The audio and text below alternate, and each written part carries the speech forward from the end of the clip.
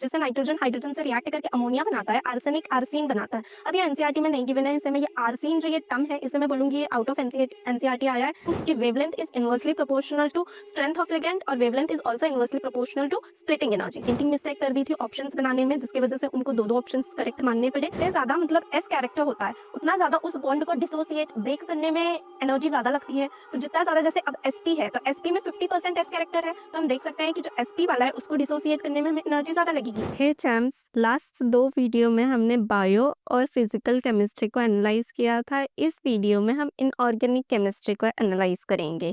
Total 45 questions में से 13 questions inorganic chemistry से आए थे। Classification of elements and periodicity in properties से 2 क्वेश्चन, केमिकल बॉन्डिंग से 3, पी ब्लॉक से 2, डीएनएफ ब्लॉक से 2, कोऑर्डिनेशन कंपाउंड से 3 और प्रैक्टिकल केमिस्ट्री के सॉल्ट एनालिसिस पार्ट से 1 क्वेश्चन आया था। चलो फिर वीडियो में आगे बढ़ते हैं। नेक्स्ट ये पहला क्वेश्चन है, इसमें से ट्रू स्टेटमेंट बताने थे। ये classification of elements and periodicity in properties से आया था, पेज नंबर 85, 86, 87 पे मैंने मार्क कर दिया है कहाँ से। अब ये पहला स्टेटमेंट बोला है कि गैलियम और सीजियम, गैलियम का हाई मेल्टिंग पॉइंट है और सीजियम का लो मेल्टिंग पॉइंट है। एनसीईआरटी ने लेकिन साफ साफ लिखा है कि गैलियम सीजियम दोनों का लो मेल्टिंग पॉइंट होता है। नेक्स्ट स्टेटमेंट है कि इलेक्ट्रोनेगेटिव वैल्यू एन नाइट्रोजन और क्लोरीन का सेम नहीं होता है और मैंने मार्क करके आपको दिखा दिया है कि दोनों का ही 3 होता है। अब ये जो argon, K+, Cl-, Ca2+, S2- are all isoelectronic species. सबसे पहले पता होना चाहिए आइसो इलेक्ट्रॉनिक स्पीसीज मतलब जिसके पास सेम नंबर ऑफ इलेक्ट्रॉन्स होते हैं। तो यहाँ पर आप देख सकते हैं, जैसे एक एग्जाम्पल नीचे एनसीईआरटी में दिया है O2-, F-, Na+, Mg2+, ये आइसो इलेक्ट्रॉनिक स्पीसीज है। अब जो नेक्स्ट स्टेटमेंट है Na, Mg, Al और Si, इनका फर्स्ट आयनाइजेशन एंथैल्पी बताना था। तो ये एनसीईआरटी एग्जाम्पलर में ये डायरेक्ट क्वेश्चन यहाँ पर दिया है 4th नंबर, पेज नंबर 27 पे। यहाँ पे ये स्टेटमेंट गलत इस वजह से हो गया है क्योंकि मैग्नीशियम का एल्यूमिनियम से ज़्यादा आयनाइजेशन एंथैल्पी होता है। अब लास्ट स्टेटमेंट है कि सीजियम का ज़्यादा होता है रेडियस लिथियम और रुबिडियम से। ये हमें पता है कि डाउन द ग्रुप हम जैसे जैसे जाएंगे एटॉमिक रेडियस बढ़ता है, और ये मैंने साथ में ग्राफ भी एक अटैच कर दिया है, वहाँ भी आप देख सकते हैं उसका इंक्रीजिंग स्लोप है। नेक्स्ट ये क्वेश्चन जो आया है ये सॉल्ट एनालिसिस प्रैक्टिकल केमिस्ट्री का पार्ट है।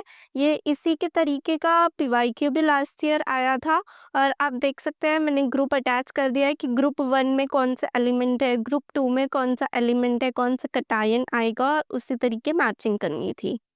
नेक्स्ट क्वेश्चन ये कोऑर्डिनेशन कंपाउंड से है, एनसीईआरटी एग्जाम्पलर 15, पेज नंबर 122 पर। अब यहाँ पर बोला है पैरामैग्नेटिक कौन कौन से हैं, तो हमें पता होना चाहिए पैरामैग्नेटिक मतलब क्या, मतलब जहाँ पर अनपेयर्ड इलेक्ट्रॉन्स बच जाए वहाँ पर पैरामैग्नेटिक होता है। तो इन जो जितने भी नीचे कंपाउंड्स ये हैं, कॉम्प्लेक्सेस ये हैं, वहाँ पर हमें पहले देखना है कि कौन सा स्ट्रॉन्ग फील्ड लिगैंड है, कौन सा पहले सबसे पहले हमें ऑक्सीडेशन स्टेट निकालना पड़ेगा। नेक्स्ट स्टेप रहेगा हमारा देखना कि स्ट्रॉन्ग फील्ड लिगैंड है कि वीक फील्ड लिगैंड है, उस हिसाब से पेयरिंग करनी है कि नहीं करनी है, और जहाँ पर अनपेयर्ड इलेक्ट्रॉन बच जाएंगे वहाँ पे हम उसे पैरामैग्नेटिक कह देंगे। अब ये जो एनसीईआरटी एग्जाम्पलर में गिवन है लास्ट क्वेश्चन 15 नंबर का क्वेश्चन, वो भी इसी तरीके के मैच कर रहा है, और फिर आप ऐसे ही क्वेश्चंस पैरामैग्नेटिक कौन सा है, डाईमैग्नेटिक कौन सा है, ऐसे आप पीवाईक्यूज में भी देख सकते हो, भर भर के क्वेश्चंस है। नेक्स्ट ये पी ब्लॉक ग्रुप 15 एलिमेंट से क्वेश्चन है, पेज नंबर 173।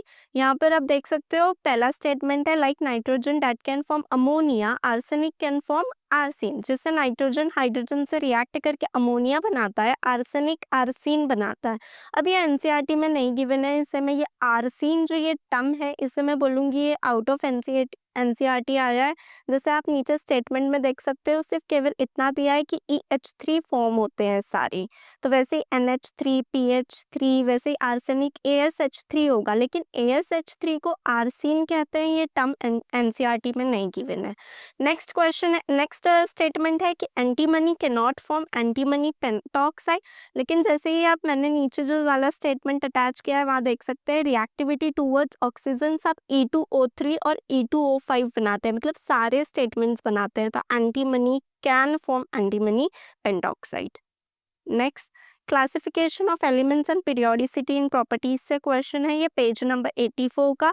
अब यहाँ पर जिसने अच्छे से एनसीईआरटी रीड की होगी ये क्वेश्चन कर सकता था। मेन ग्रुप एलिमेंट्स बोला है, तो मेन ग्रुप एलिमेंट्स एनसीईआरटी ने गिवन है कि मेन ग्रुप एलिमेंट्स और रिप्रेजेंटेटिव एलिमेंट ये दोनों पी ब्लॉक और एस ब्लॉक के एलिमेंट्स को कहा जाता है। तो ये जहाँ पर इतने सारे जो कॉन्फ़िगरेशन लिख के दिया है, ये इलेक्ट्रॉनिक कॉन्फ़िगरेशन से हमें आइडेंटिफाई करना है कि एस ब्लॉक एलिमेंट कौन सा है, पी ब्लॉक एलिमेंट कौन सा है, और दोनों एलिमेंट जहाँ पर है वहाँ वो ऑप्शन हमें टिक करके आंसर मार्क करना है। नेक्स्ट है coordination compound NCERT exemplar 2 page number 120 से लिया गया है। जैसे आप देख सकते हैं, अब ये क्वेश्चन में बोला है वेवलेंथ बताइए और वेवलेंथ का करेक्ट ऑर्डर में अरेंज करिए। तो अब इसमें हमें ये देखना है कि अब ये सारे कॉम्प्लेक्सेस है। सबसे पहले हमें ये आइडेंटिफाई करना है कि कौन सा टेट्राहेड्रल है और कौन सा ऑक्टाहेड्रल है। मैं ऐसा क्यों कह रही हूँ, क्योंकि wavelength is inversely proportional to strength of ligand और wavelength is also inversely proportional to splitting energy. तो हमें पता है कि एनर्जी और वेवलेंथ का भी इन्वर्स का रेशियो होता है, और हमें पता है कि ऑक्टाहेड्रल की स्प्लिटिंग एनर्जी ज़्यादा होती है टेट्राहेड्रल से।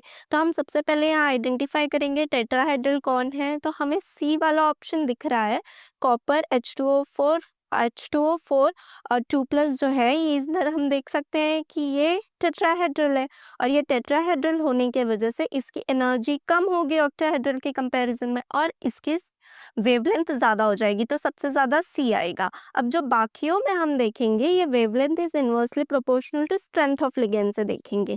तो हम देखेंगे कि NH3, CN और H2O में सबसे ज़्यादा स्ट्रॉन्ग फील्ड लिगेंड CN है, फिर NH3 है, फिर H2O है, और जो जितना स्ट्रॉन्ग उतना उसका वेवलेंथ कम रहेगा। तो उस हिसाब से हम अरेंज करेंगे। या आप एनसीईआरटी एग्जाम्पलों में भी ऐसे ही टाइप का सिमिलर क्वेश्चन दिया है, आप यहाँ पर देख सकते हैं।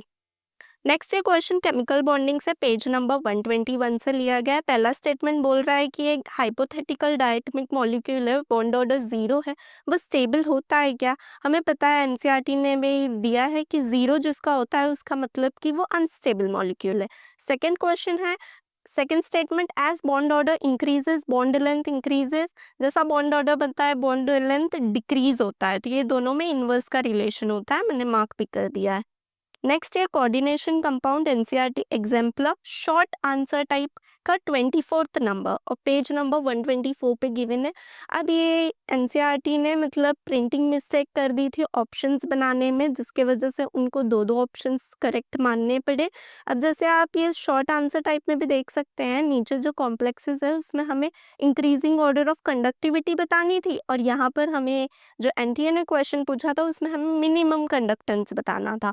तो कंडक्टिविटी कैसे होती है, जब ये कॉम्प्लेक्स, हमें पता है जो कॉम्प्लेक्स होता है वो नहीं टूटता है, वो डिसोसिएट नहीं होता है, उसके बाहर जितने आयंस होंगे वो टूटेंगे। तो जैसे आप देख सकते हैं फर्स्ट नंबर और सेकंड नंबर के बाहर कोई भी आयंस ही नहीं है, तो यहाँ पर कुछ डिसोसिएट ही नहीं होना है, तो सबसे कम कंडक्टिविटी ये शो करेंगे।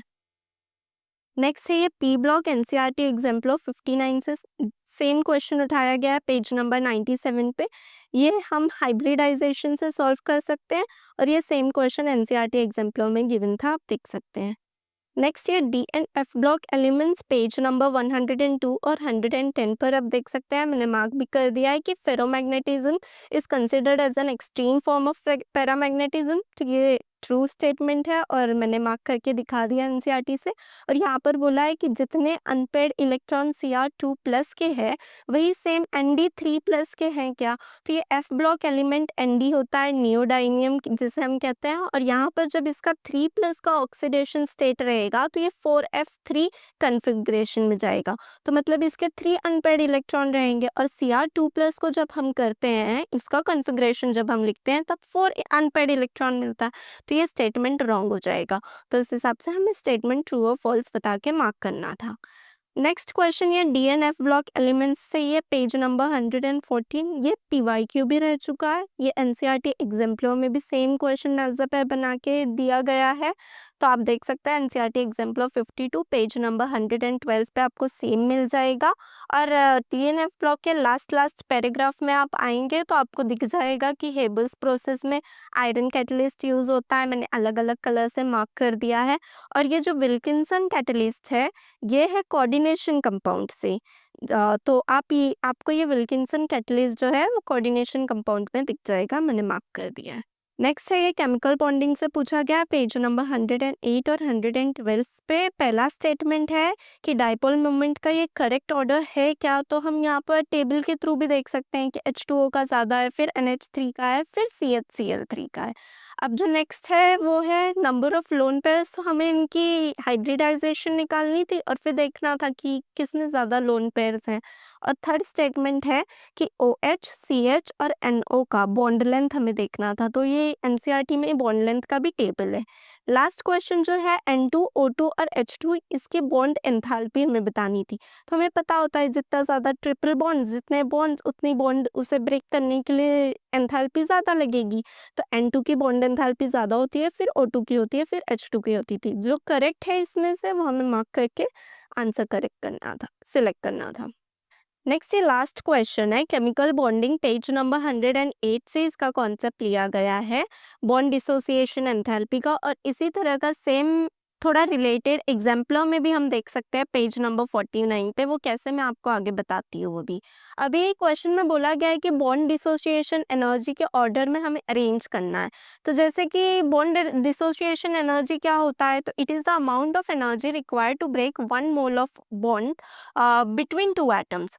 अब पहला स्ट्रक्चर में हम देख सकते हैं ये sp2 हाइब्रिडाइज्ड कार्बन है जहाँ पे एस्टेरिक मार्क है। सेकेंड स्ट्रक्चर में हम देख सकते हैं sp हाइब्रिडाइज्ड कार्बन है और थर्ड वाला sp3 हाइब्रिडाइज्ड कार्बन है। और हमने एनसीईआरटी में कॉन्सेप्ट्स में भी देखा है कि जितने ज़्यादा मतलब s कैरेक्टर होता है उतना ज़्यादा उस बॉन्ड को डिसोसिएट ब्रेक करने में एनर्जी ज़्यादा लगती है।